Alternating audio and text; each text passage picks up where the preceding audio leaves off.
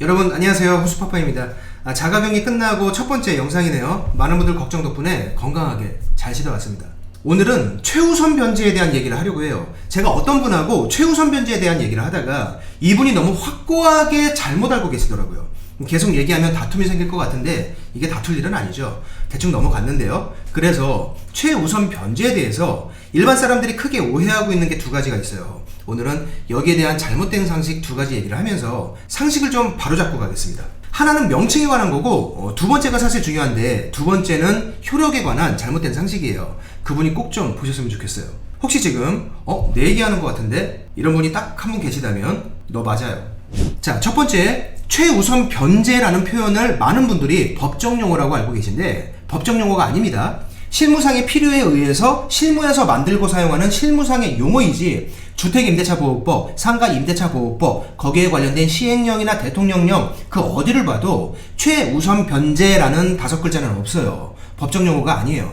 그럼 법에서는 우리가 알고 있는 이 최우선 변제, 이걸 뭐라고 표현하고 있느냐? 보증금 중 일정액을 다른 담보 물권자보다 우선하여 변제받을 권리. 법에서는 이렇게 우선하여 변제받을 권리라고 표현합니다. 그런데 잠깐, 이거 우리가 알고 있는 어떤 것하고 표현이 좀 비슷하죠? 자, 우리 임차인들이 전입신고 더하기 점유를 하면 이걸 대항력이라고 하죠. 이 대항력을 갖춘 임차인이 확정일자를 받으면 우선 변제권이 생기죠. 이 두 개가 표현이 좀 비슷하죠. 혼동되죠. 막 혼동돼야 돼요 지금. 안 그러면 제가 보람이 없어요. 자, 이렇게 법에서는 이 두 가지를 혼동되게 표현하고 있기 때문에 위에 있는 이거를 우리가 실무에서 최우선 변제다 또는 영순위 변제다 이런 표현을 사용하고 있는 겁니다. 이 두 개가 혼동되니까 구분하기 위해서 사용하는 실무상의 용어이지 최우선 변제라는 것이 법정 용어인 게 아니에요.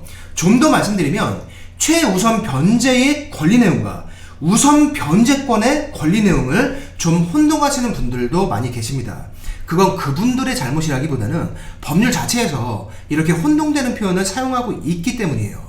두 번째는 최우선 변제의 해당 요건과 한도액에 대해서인데 이것도 일반 사람들 뿐만 아니라 우리 공인중개사 분들 중에도 잘못 알고 계신 분들이 꽤 있으리라 생각해요. 최우선 변제를 받으려면 법에서 정한 소액 임차인에 해당돼야 하는데 이 소액 임차인을 따지는 기준은 보증금입니다. 전세건 월세건 보증금으로 따져요. 자, 지금이 2021년 4월이죠. 현재 기준으로 서울을 예로 들면 소액 임차인 기준이 보증금 1억 1천만 원 이하예요. 2018년 9월에 금액이 일부 상향되면서 현재까지 이 금액이 적용되고 있습니다. 자, 지금부터 잘 보세요. 이 표대로 한다면 2018년 9월부터 현재까지 계약서 쓰고 입주한 임차인들 보증금이 1억 1천만 원 이하면 무조건 소액 임차인에 해당되고 3,700만 원까지 최우선 변제 받을 수 있을까요? 있어요, 없어요? 아니죠. 이거 잘못 알고 있는 거죠. 여기 적혀있는 기준은 임차인의 계약서 작성일이나 임차인의 전입신고일이 아니에요. 해당 부동산의 등기부등본에 존재하는 선순위 담보 물건의 접수일이에요. 2018년 9월 이전에 해당 등기부등본에 접수된 저당권, 근저당권, 가등기 담보권 이런 담보물건이 살아있다면 지금 계약하고 입주를 하더라도 그 시기의 법을 따르는 거예요. 예를 들어서 만약에 2021년인 지금 보증금 1억 원의 임차인이 입주하는데 해당 등기부등본에 2016년 2월에 설정된 근저당권이 있다고 쳐요. 그 당시에 소액 임차인 요건은 보증금 9,500만 원 이하입니다. 자, 이런 경우에 해당 중개사가 현재 기준으로 서울에서는 1억 1천만 원까지 소액 임차인에 해당되고 3,700만 원까지는 최우선 변제를 받을 수 있습니다. 이렇게 설명하면 맞다, 틀리다? 당연히 틀리죠. 왜?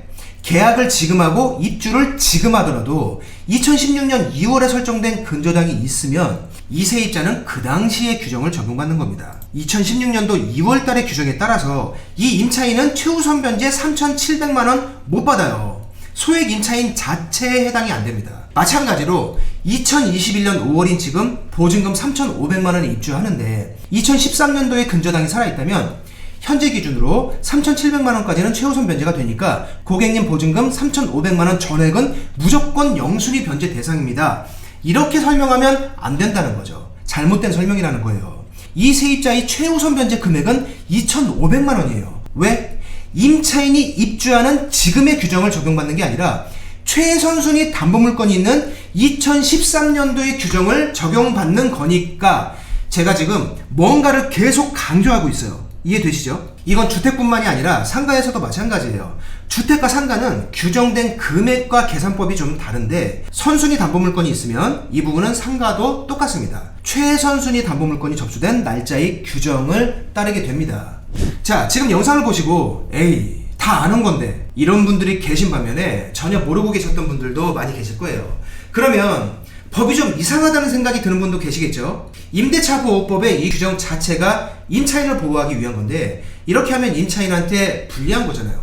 자, 이렇게 되는 이유는 선순위 담보물건자도 보호를 받아야 하기 때문이에요. 시간이 지남에 따라서 임차인 보호를 위한다는 명목으로 최선순위 변제 금액이 점점 올라가면 2013년도에 그때의 법을 믿고 돈을 빌려준 사람들, 2017년도에 그때의 법을 믿고 돈을 빌려준 사람들, 그 사람들한테 소급해서 불리하게 적용되잖아요. 그걸 막기 위함입니다. 원래 법은 누군가한테 불리해지는 것은 소급 적용을 못하게 되어 있어요. 요새는 한쪽에 불리한 법안도 새롭게 만들어서 그걸 소급 적용을 시켜버리는 일도 종종 생기다 보니까 맨날 위헌이네 아니네 다툼이 생겨나는데 그건 별개로 치고 하여간 원래 법이 그렇습니다. 오늘의 결론, 최우선 변제는 법정 용어가 아니라 실무상의 용어이다. 소액 임차인의 범위와 최우선 변제 금액은 임차인이 입주하는 지금의 규정을 따르는 게 아니라 선순위 담보물건이 접수된 해당 연도의 규정을 적용받는다. 오늘 영상은 여기서 마치겠습니다. 다음 영상에서 뵐게요. 고맙습니다.